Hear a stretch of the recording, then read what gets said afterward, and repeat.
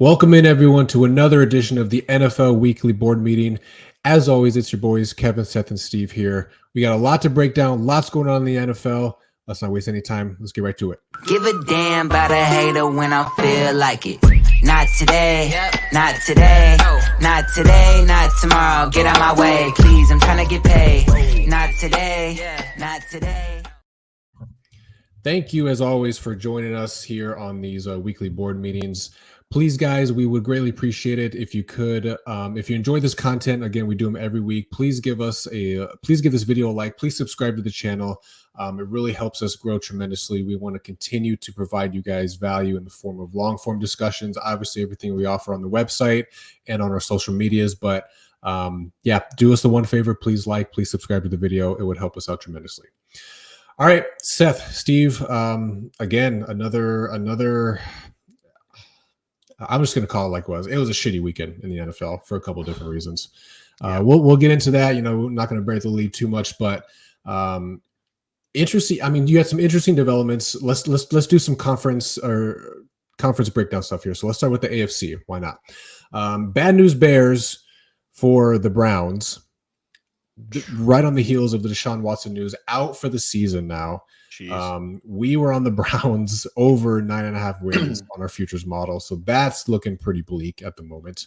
But yeah, I mean, they're going to be starting a rookie DTR, and things are trending very down for that team.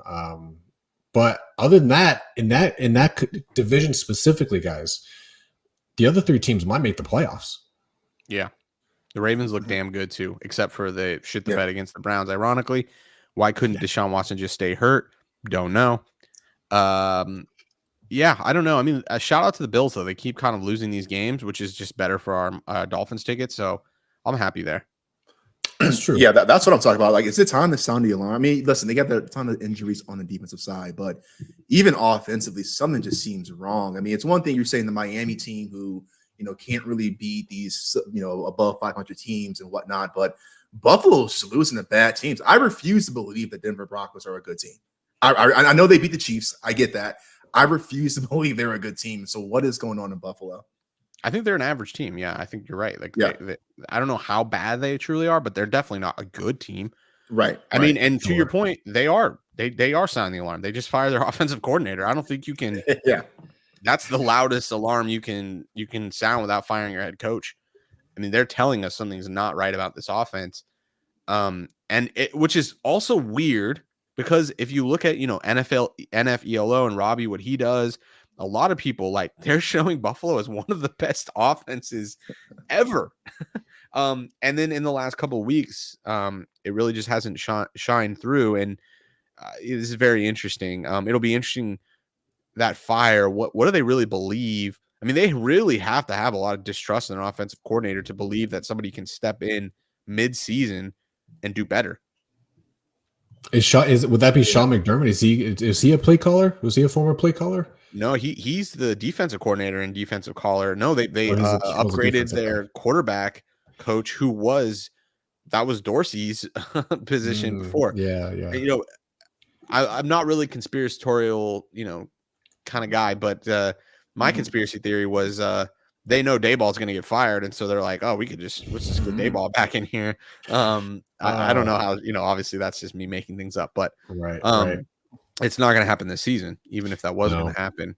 But definitely to Steve's point, two teams that at preseason had way different expectations are now trending in the way opposite directions. Bills trending down, had high expectations. Broncos, I don't say had low expectations, but I don't know if they were high. Year one of Sean Payton, and that the roster wasn't incredibly talented, median. But trending up for sure.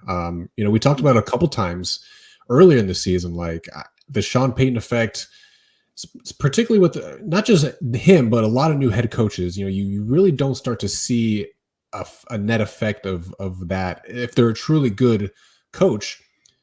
Play until a few games into the season, 6, 7, 8 weeks into the season. And maybe now is that time that things start to click with him and Russell. And yeah, I don't know. I'm not saying you're wrong. I'm just not ready to believe. You watched that game. That was an ugly game. I mean, the Bills having 12 men on the field on the field goal attempt, having their kicker miss, and then giving Denver another chance to get that game-winning field goal. I mean, they just beat themselves up. And I got a question too, Seth, because one of the things is we always talk about who these teams are, who these quarterbacks are, and Josh Allen is clearly in one of the upper echelon of quarterbacks, but he leads the league in interceptions. And going into the season, he was, I think, co-favorite to lead the league, have the most interceptions, but he's still there in the quadrant. Is he still down there in the quadrant? Where's he at? Yeah, quadrant of elite, right above Patrick Mahomes, right?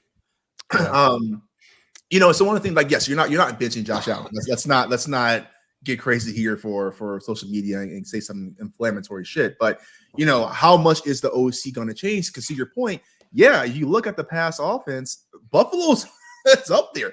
They're an elite offense. So like, what more can you really be doing if you're Buffalo? And I don't know. I truly don't know.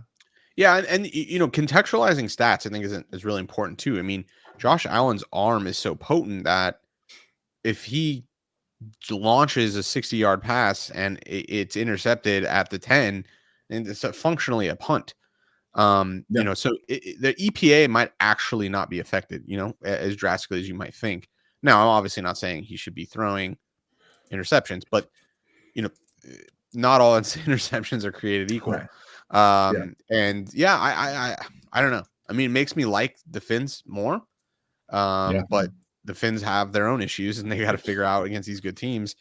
But from an AFC East standpoint, I mean, that New England is, I mean, they're legitimately, and where there's smoke, there's fire. It seems like rumors that Bill Belichick's going to get fired. They're not even going to give him the courtesy of letting this thing end. They're just going to say, fuck it, you're out.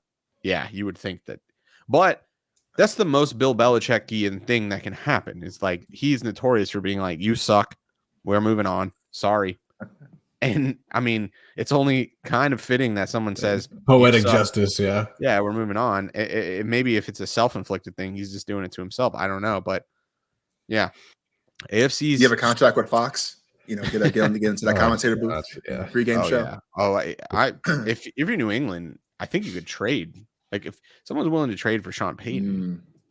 Yeah, you're telling me he's like 73 though, man. I mean, I get he comes with name brand status, but like he is not a spring chicken, So who knows? Who knows?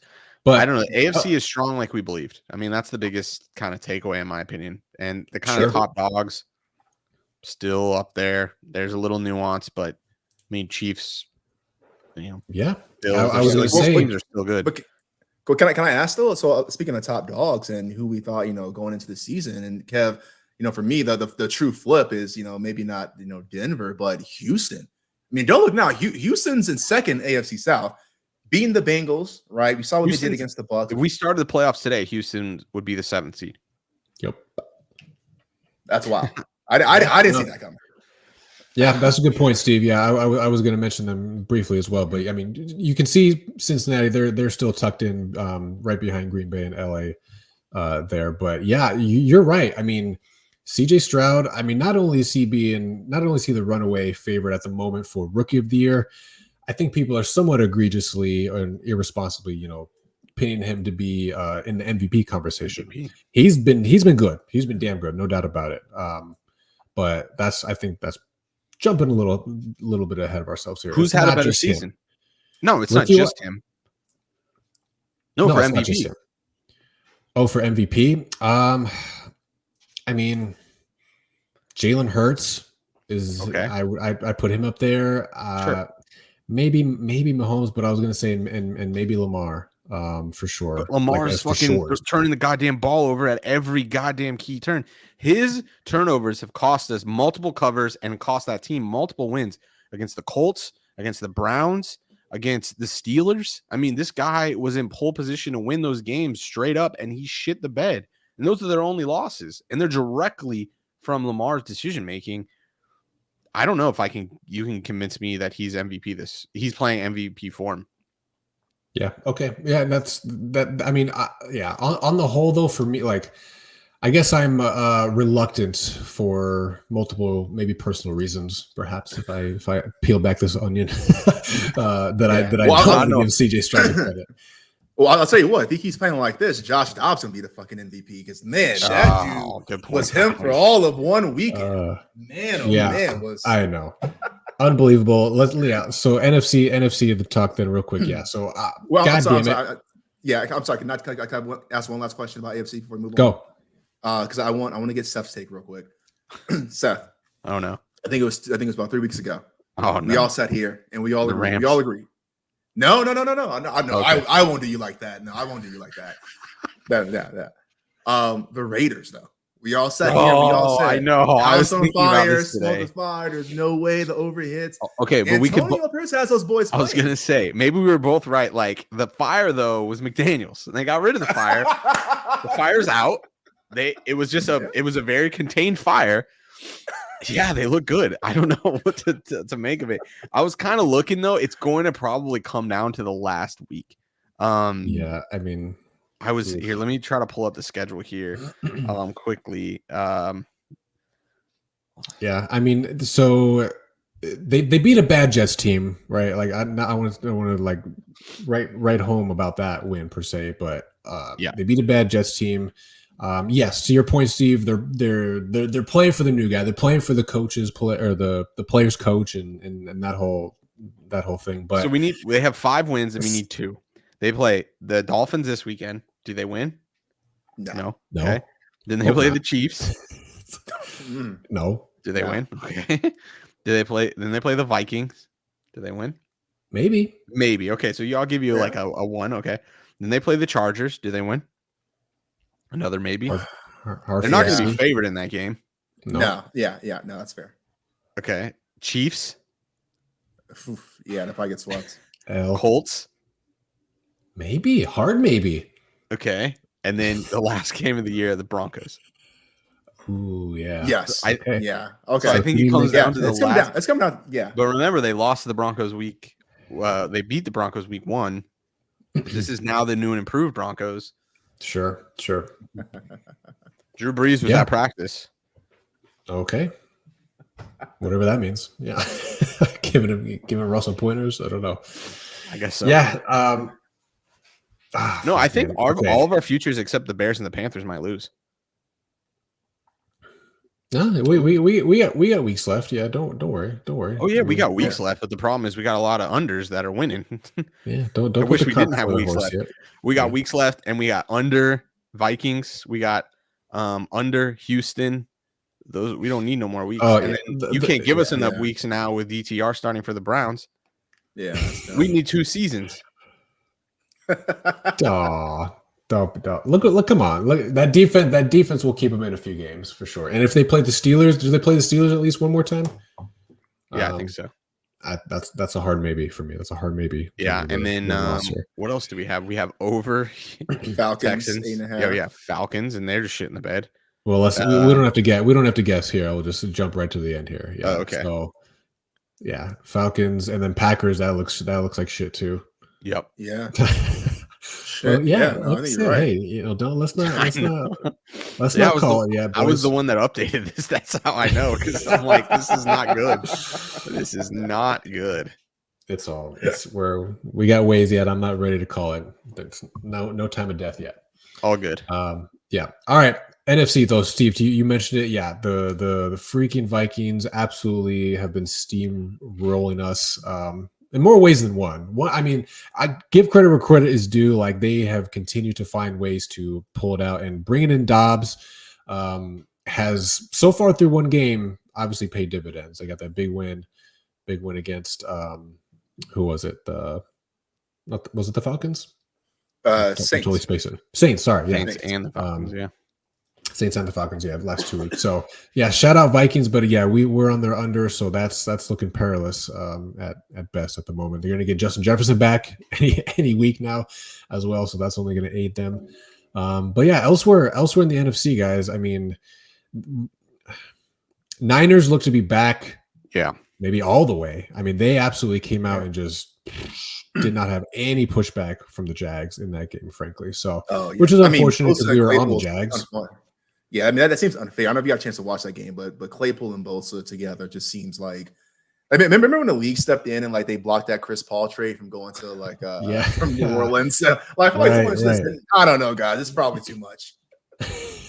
I mean, are the Jags good though? We've gone back and forth on them, and then they went through this little streak, but they beat a Bills team. As we get more context, are the Bills struggling? Like, what did they beat a struggling Pittsburgh team? Like, they haven't really, when they played high class teams, because they played Kansas City and they lost. Like, they haven't shown up. Now, I'm not saying San Francisco is not good, because they do look really good. The question becomes, who are the Jags? And this week's matchup with the Eagles and Kansas City, I think one will be a really good game, but will really be telling for how strong the Eagles are. Yeah. Oh yeah, 100%. 100% agree with that.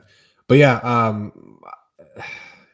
I think the Niners are back. But even if the Jags are a median team, like it's tough to beat up on teams like that. Jags are coming off their bye week too. So it's not like they had a rest advantage over them either. So that was like I said, unfortunate because we were on the Jags this past week, but is what it is. Elsewhere, I mean, I don't know. The only thing that really caught my eye, or that I want to get your guys's thoughts on, is how similar to how good are the Jags ? How good are the Cowboys in your guys' mind? Because they are pretty firmly a good defense. There's no doubt about that. Seth's just coughing. I thought he was about to say something. But they roll over the Giants, who are playing Tommy DeVito. Like that's you have to expect that, right? But so what do you guys think? What do you think about the Cowboys? No, I mean, I think this is the Cowboys who we know every year, man. Like this, they're going to be a good enough team to make playoff contention or be in the hunts, and then they're going to get destroyed come playoffs. Like it's nothing new. This is the routine. This is the NFL script that they have sent us every freaking year since 1990. Okay, I mean, it's nothing new. I mean, you talk about their really good wins. Yeah, they beat up on. I mean, it's not a good win. They beat up on the Giants, who's playing a high school quarterback, right? Yeah. They beat up on LA, but Stafford was hurt that game. They beat up on Brett Rippon. I mean, come on. Right, like who have they done? What have they done when it matters? And really hasn't been much to impress me. Yes, defense is great, no doubt, but this team is just not, to me, a contender by any means. Yeah, I echo all that. I don't really have much to add. I mean, they beat up bad teams and they struggle against good teams, and that's who the Cowboys are. I mean, we have no data to prove otherwise. Sure, they'll make the playoff though. Yeah, just because the NFC is kind of weak.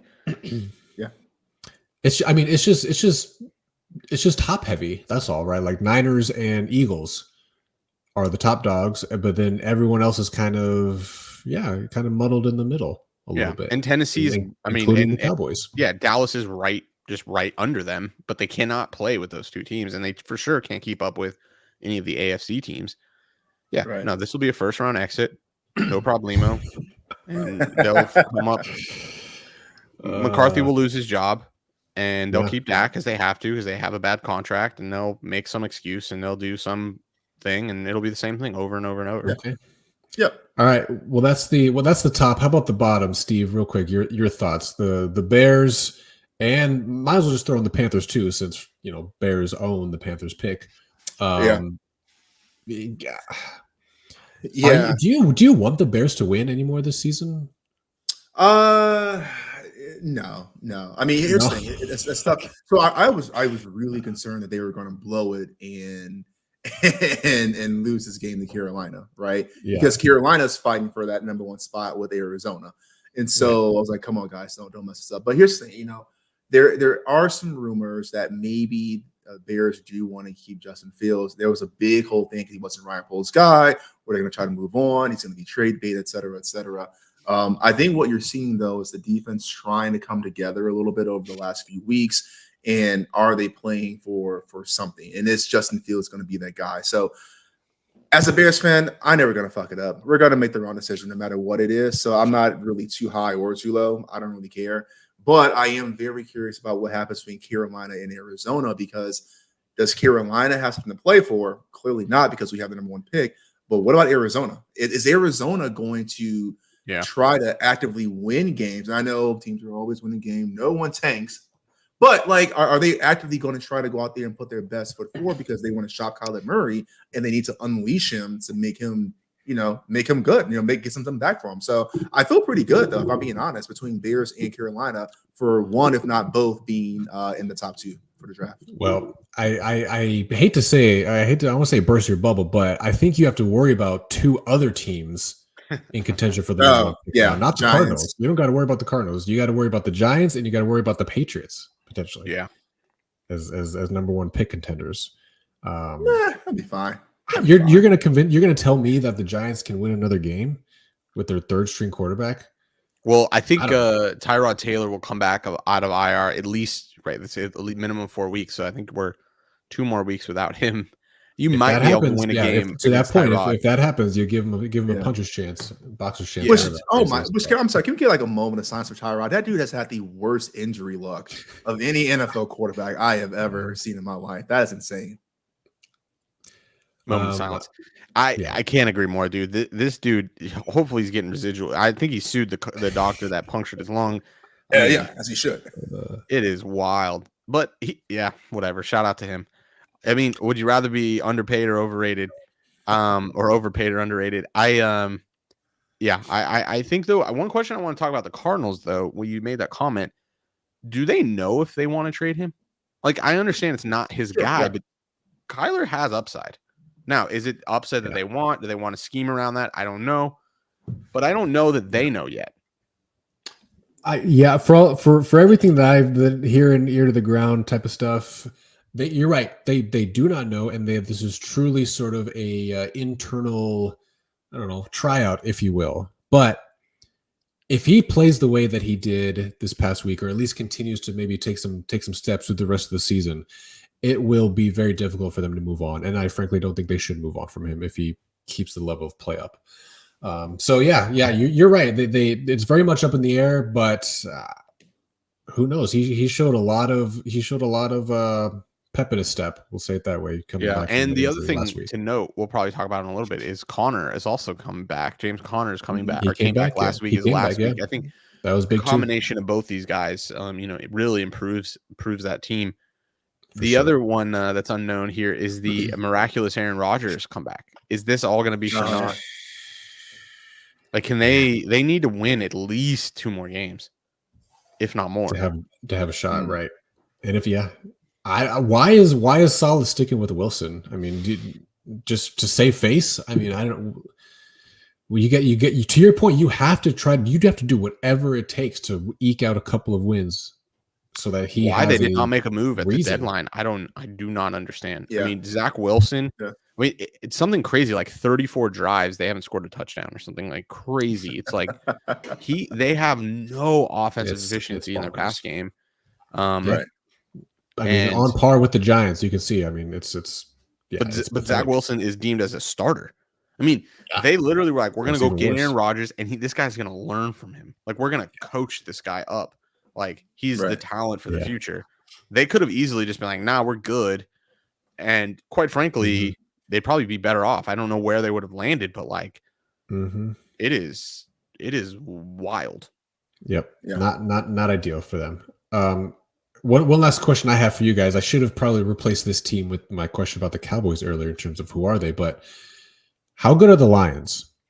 The Lions are 7-2, and I mean, it's hard for me to say that they've had a quietly good season, because they've in many respects have had a very loud season, for how they're performing. But I don't quite know what to where to peg them in the pecking order of the elites yet.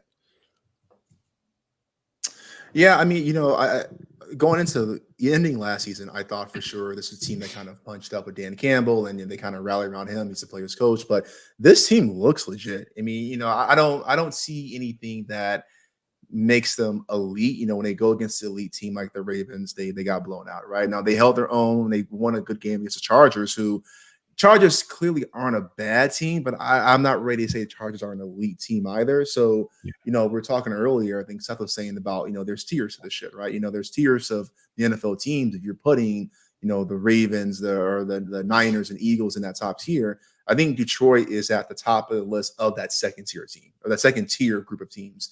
And so, yeah, can they make some noise in the playoffs for sure? But I think that the NFC is just pretty weak. I can see them get into the NFC Championship game if the bracket lines up and then getting demolished by like a San Francisco or Philadelphia. Yeah.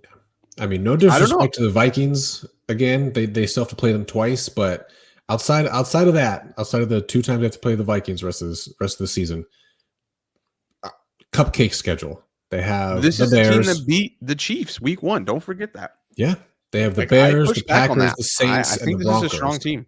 I think this is a strong team, but Yeah. they're dominating those teams. Wait, say again? They're dominating those bad teams. It's not like they're just winning. And the Chargers are not a good defensive team. I'll give you that, but this is one of the more elite offenses in the league. What's the line strength, right? I mean, what's it, 41-38 like that? Yeah, that's what they do. Mm-hmm. So yeah. I mean, I guess, you know, to your point, Kev, you know, they have the Bears, Packers, Saints, Bears, Broncos, Vikings. They got Cowboys and, you know, so yeah, they got some teams left, but you know, because I think we were down in Tuscaloosa, right? Week 1, right? We landed right when that game was there, and that was a close game that the Lions eked out. And I can't remember, was that off of there was a player, I don't say a controversial play, but there was a play at the end of the game that kind of decided that game for the Lions. But A bunch of interceptions. yeah, was it okay? Tony was like dropping balls and tipping balls that got intercepted on the Chiefs. Okay. Oh, that's right. But I mean, I don't know, man. So you know, for me, it's like, you know, you look back. So the Chiefs win is a good win, right? You know, then they lost to the Seahawks. They beat the Falcons, the Packers, the Panthers, the Bucks, but then they got blown out by the Ravens. So I don't know based off the body of work, like who this team, what their ceiling is. I guess that's my only question mark. Sure, that's fair.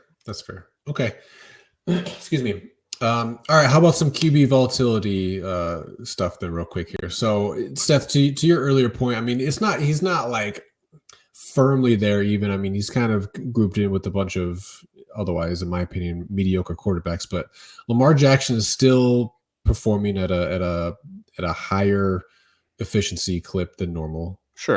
And he gets the advantage of the run and the pass, but he does.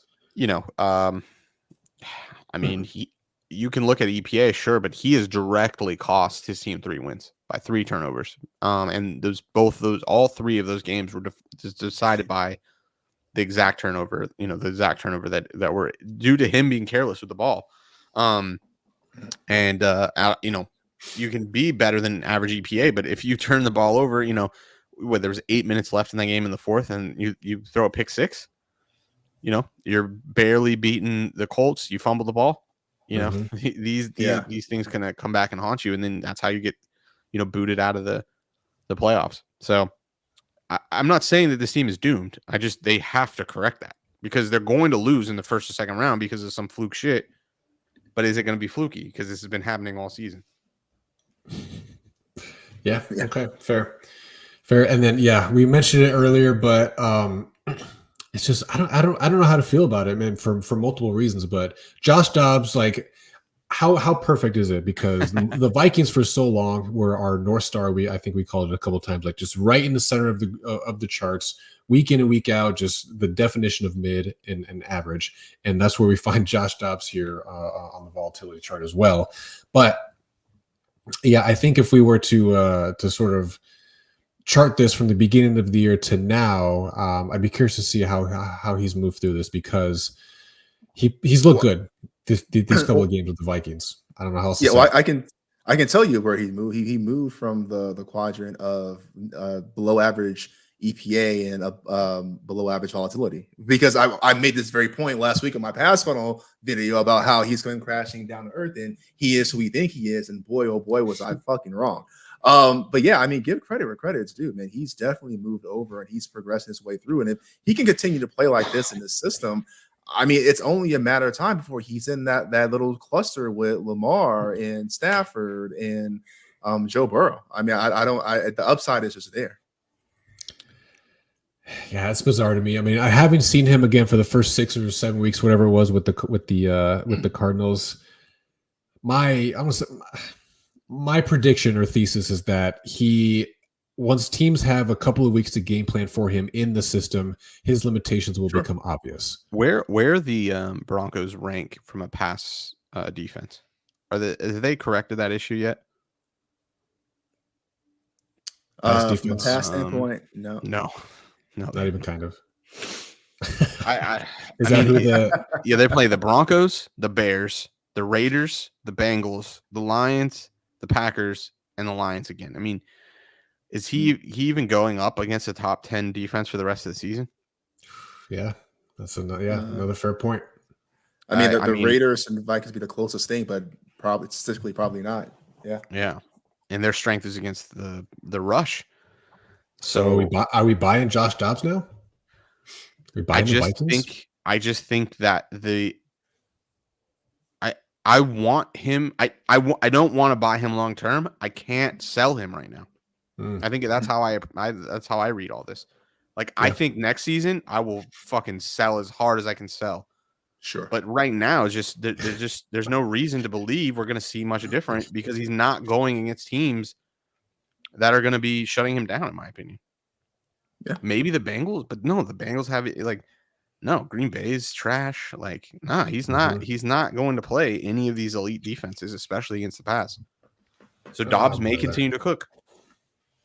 He might. Time will tell. Time will tell, baby. All right. I hate to do it. I hate to say it. I hate to bring it up. We got to talk about it, though. It was one of those weeks, baby. One of those weeks where Variance kicked us in the face, kicked the model in the face. So we had an offer, got swept. 0 for 5 on the model predictions from week 10. That brings the record overall year to date to 25, 18, and 1. So, yeah, I don't know what were you guys' I mean, we didn't really a lot of these quickly felt not great to me as the games went on. But I don't know, what was your guys' takeaways or thoughts? Like, do we get was this truly, in your opinion, Seth, just bad week of Variance, chalk it up, or were there some bad reads from the model standpoint? No, I don't think so. I mean, if you really think about it, we saw CLV in all of these except the Bengals. Yep. And there was some injury, aspect. Chase and then Higgins, I think, was out as well. I mean, the first drive of that game, the Cincinnati is winning 7-0. I mean, this could have went pretty differently. The Jags were at 3 all week, and they didn't move off the 3 at market makers. I forget where I think it was Rivers put up a 3.5. I'm not sure why. I'm happy with I don't. One, this is Variance, and if you look at our win rate, we're still pretty damn solid win rate. I think we're sitting at 58% now. Variance can come swiftly, but I don't know that I don't. Right? I don't know that I play this card that much different. I wasn't able to watch pretty much any of these games. But what I went back and could deduce from this was, I mean, Seahawks came down to a last drive. No, I mean, they just needed to stop Washington on one drive. That was a cover. Lamar needed to not throw a pick 6. That was a cover. Jets, okay, I'll give you that. That's a really struggling team. That did move against us. And Jags, if the 3.5 was, if the 3 was so valuable for San Francisco, why'd the market not move off of it? Yeah. Yep. Well, and I'll take this stuff further too. I mean, the Ravens gave up like 24 points in the second half. Yeah. The Seahawks gave up 13 points in the fourth quarter. Like these are games that were really, we were in the driver's seat for 2 to 3 quarters, right? And obviously you play 4 quarters, right? You play all 4 quarters, so I play the game. But no, I'm with you, Seth. I mean, I think this is really just that's we had some for the good guys, and this one went to the bad guys. But playing the card again, I would play it. I mean, the only one we really kind of felt a little icky about going into, at least for me, you're kind of looking at this saying, all right, well, talk about the Jets' offensive woes, but they were covering for a large part of that game, and then Vegas came back. So I mean, like this could have easily been a 3-2 week, and even Cincinnati. I mean, this really at one point was for every one of these games except for Jacksonville. Except for Jags, we were covering at some point in time for a significant amount of time. So. Yeah, I do it again. Yeah, I mean, and the process. Trust the process. What was the what can we look back at the process and say what was broken? I mean, Jets, I think, was the only one we saw a negative CLV on. I guess the Bengals. Bengals, though, we know there's injury news, right? Yeah. and we'll see. But Yeah. I think That's a fair point. The Jags though, right? Didn't they get in the red zone and fumble it? Like, they end up losing by quite a lot. They were down. They were down a couple scores even at that point. But they scored a touchdown there. They're down 10. Then they only need to get a last second backdoor touchdown to get your 3.5 hook. Like, I don't know. I mean, we'll see. But we're still sitting at 40 or 58%. So I mean, somebody comments on one of our videos. College was good, but NFL sucked. Got to go back to the drawing board. Like, guys, you need to understand what it looks like to find edges and bet these things. You cannot win 60. We were at 63% win rate. You're not going to win 63% win rate. You're not. Period. Point blank. If you add up all of the expected value, you will not get to a 63% edge. Period. Point blank.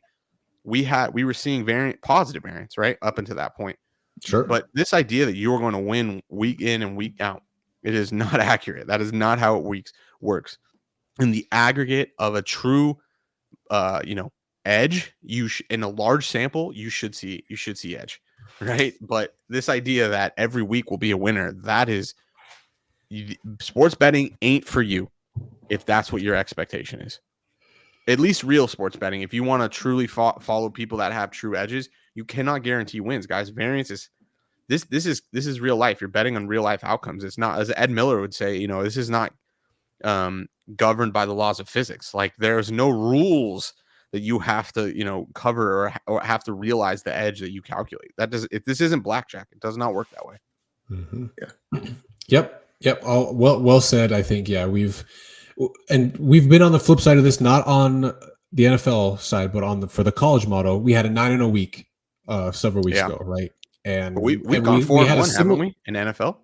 Yeah, we've had some very good. Yeah, we've had some good weeks. Not undefeated. I think. Yeah, not over or not undefeated either. But we had a similar message, just different, just flipped around when that happened in college. It was like, guys, don't expect this. Going forward, this is not how these things work. This is not. Yeah, that's unsustainable. Number one, and frankly, so is this. So is going 0-5 or 0 for week in and week out. We expect to be.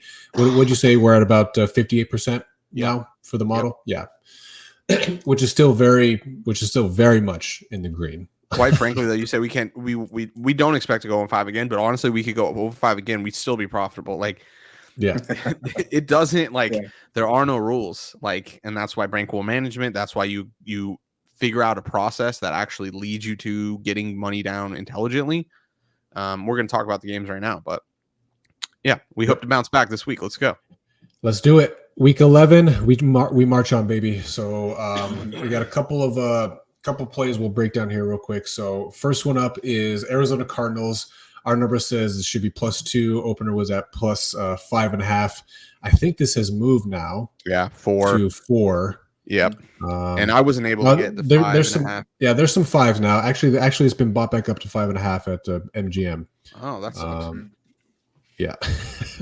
So, excuse me. Make me choke on myself. I feel like I'm getting you sick virtually. I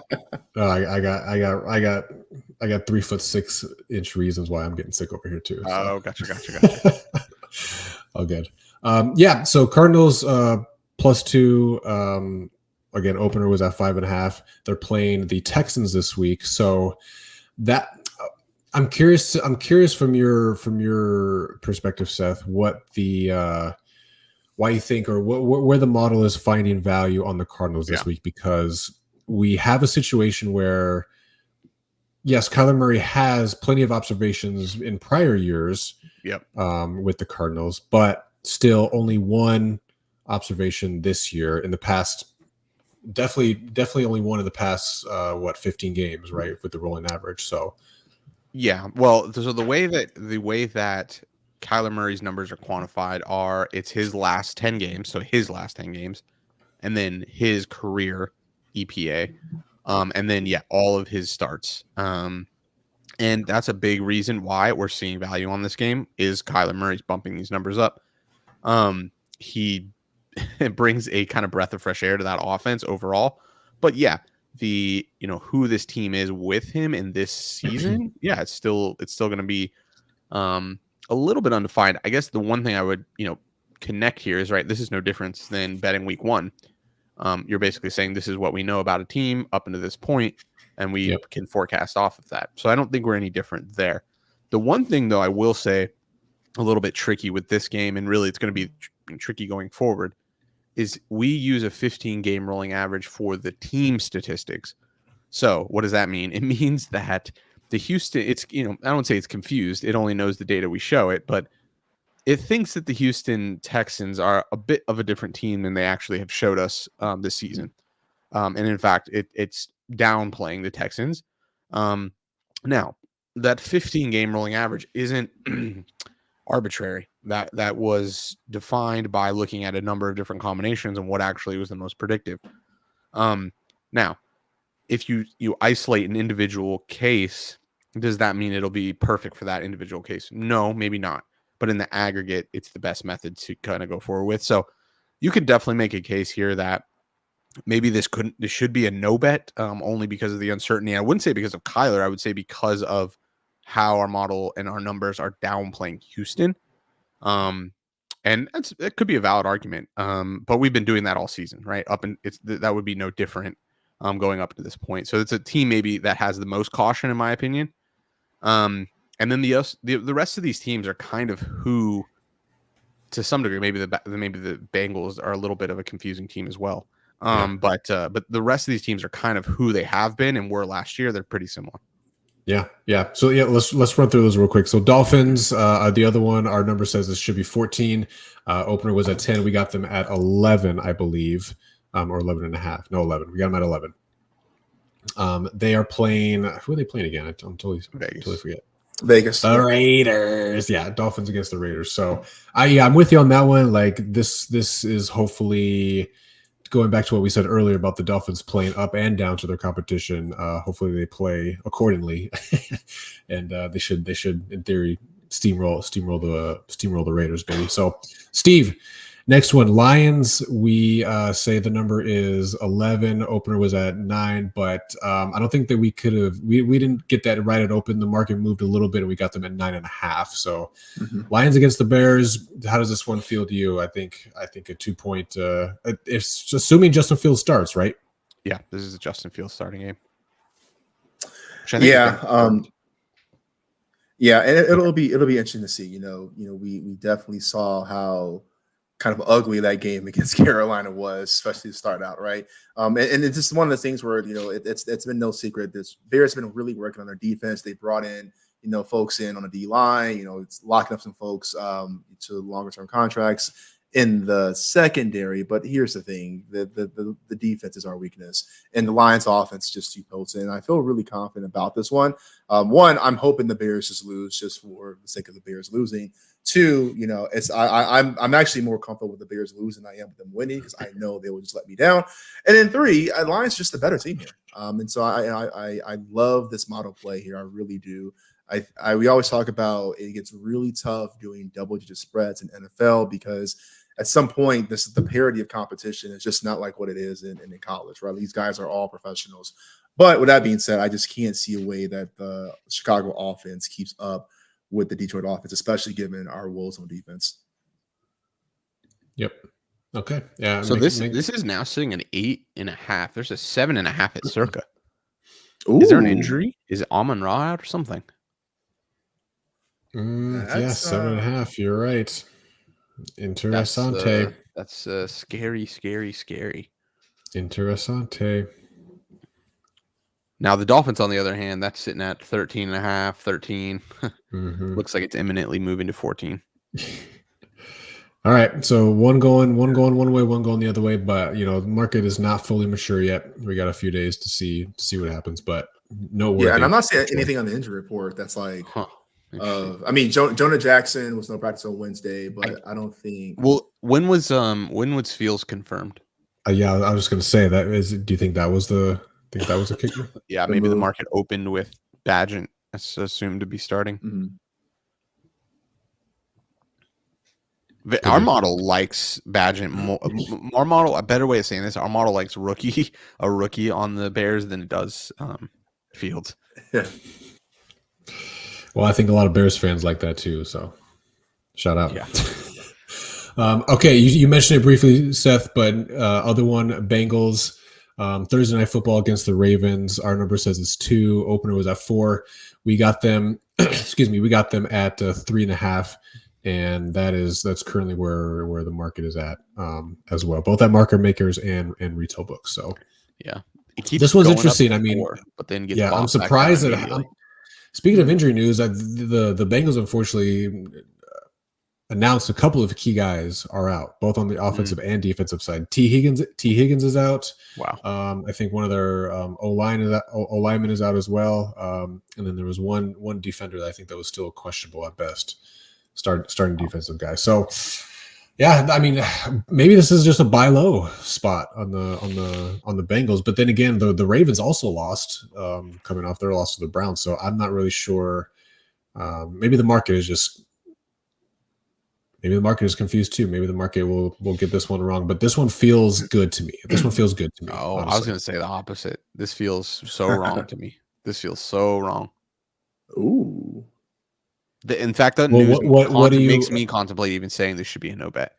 Because if we're already saying we're using a 15-game rolling average to a team that their first, 4 games were affected by Joe Burrow's injury, and sure, the other tail of that last season is going to inflate their numbers a bit, and then you're going to tell me one of their most productive wide receivers is out, and one of their linemen, which we're going against a Baltimore Ravens team that is good on defense, and Chase was injured last week. I don't, we're 4 days later. He's not healthy all of a sudden.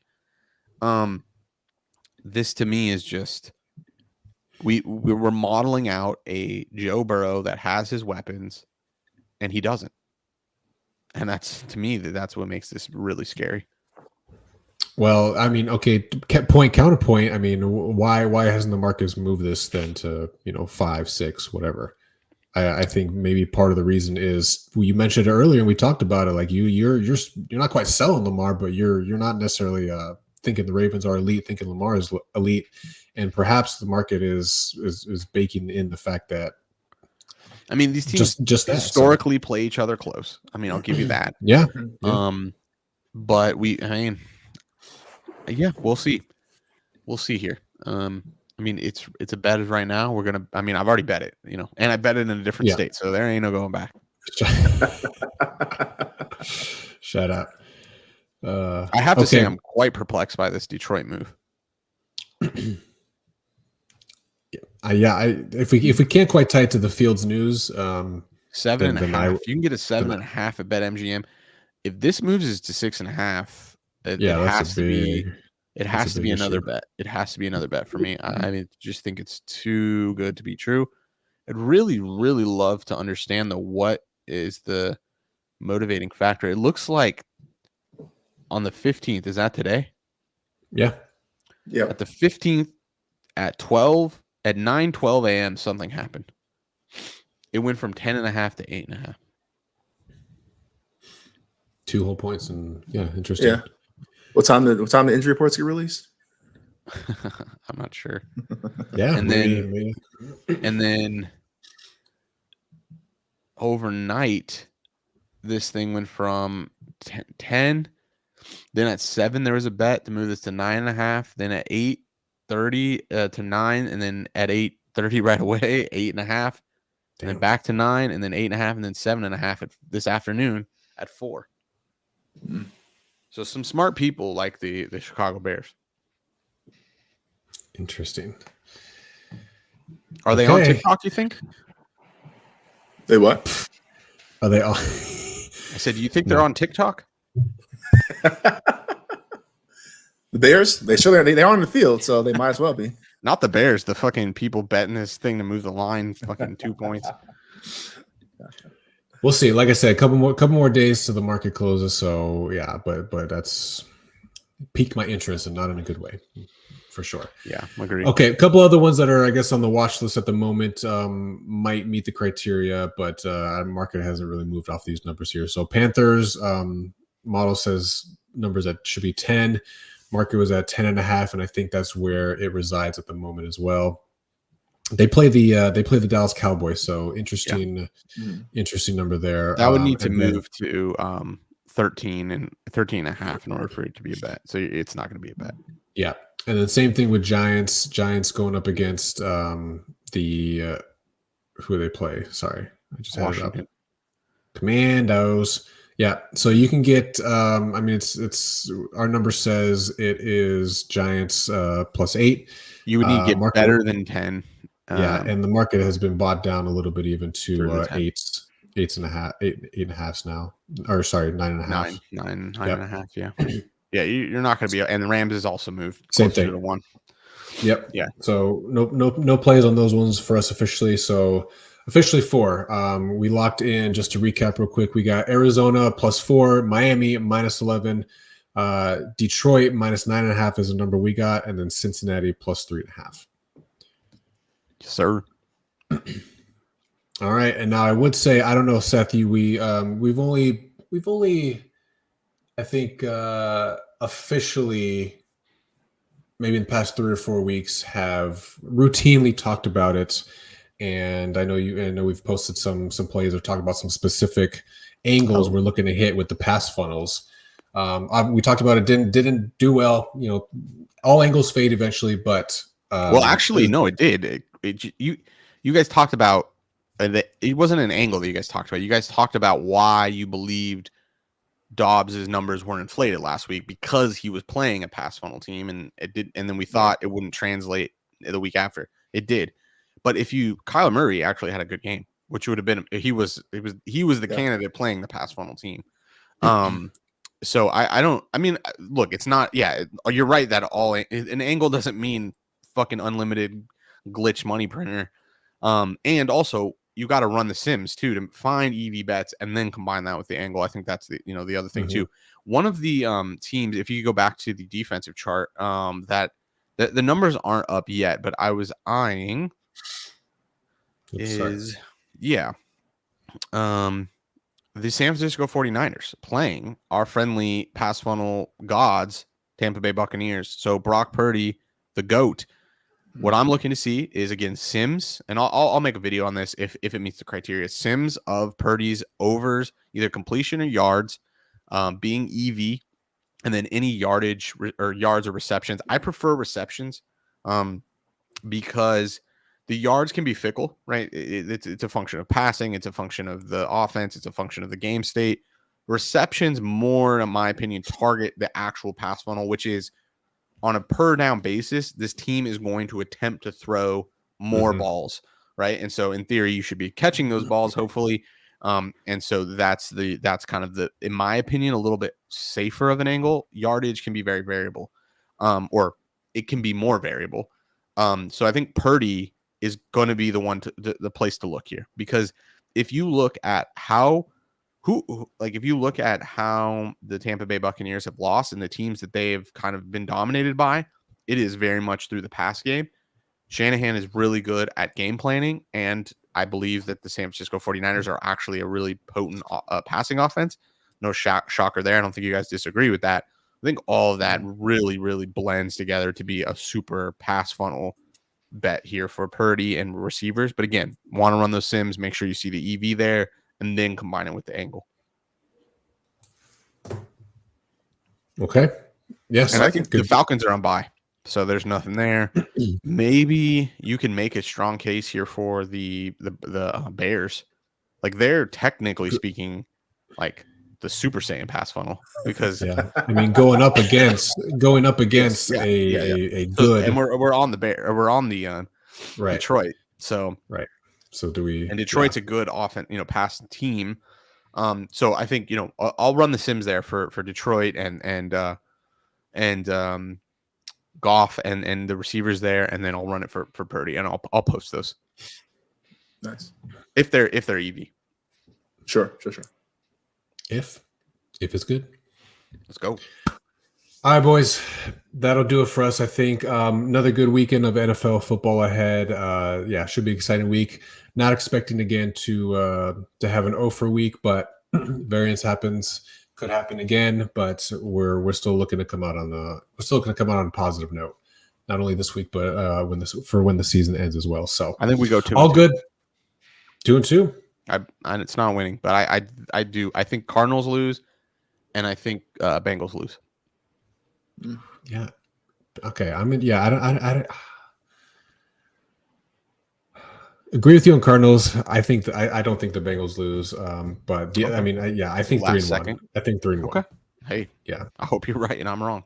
Me too, baby. Me too. But all good, boys. I appreciate it. Thank you, everyone, for tuning in. We'll be back next week for more NFL talk, more NFL breakdown, more model breakdown, etc. Stay tuned. Appreciate you guys being with us. We'll see you next week, and good luck.